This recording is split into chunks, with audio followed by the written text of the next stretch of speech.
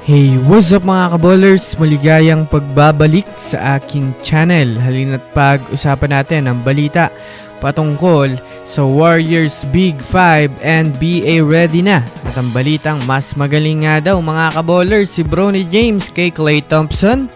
Tara na't pag-usapan natin yan dito sa Basketball Hot Shots.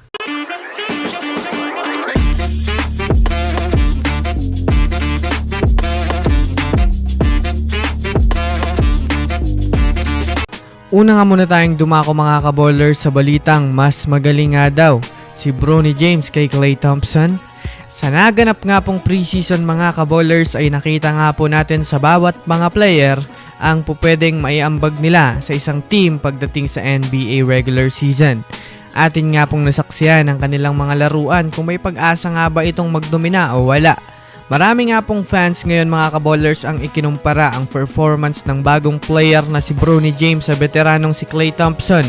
Ayon nga po mga kaballers sa ibang mga fans, mas magaling pa nga daw ang naging performance ni Bronny James kay Klay Thompson ng nakaraang preseason dahil base nga po mga kaballers sa naging espekulasyon ng mga NBA analyst.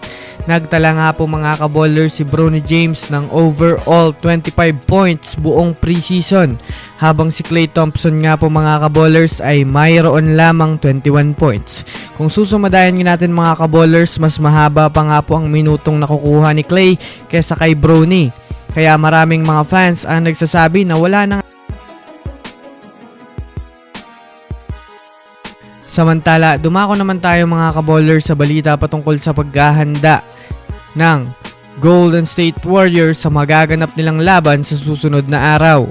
Well, bukas nga po mga kaballers ay magsisimula na nga po ang NBA regular season at dito na nga natin mga kaballers makikita ang tunay na laro ng bawat kupunan sa NBA.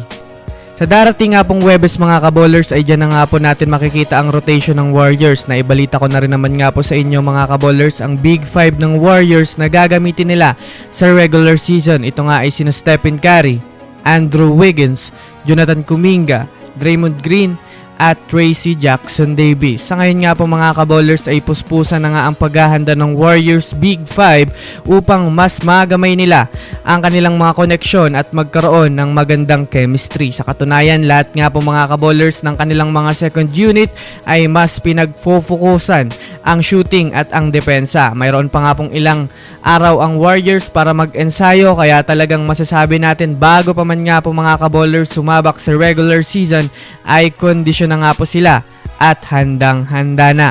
So yun lamang mga kaballers, yan lang naman na pag-uusapan natin ngayon. Pindutin ang subscribe and hit nyo na rin ang notification bell para sa mga susunod na updates sa mundo ng basketball. Again, this is Basketball Hot Shots.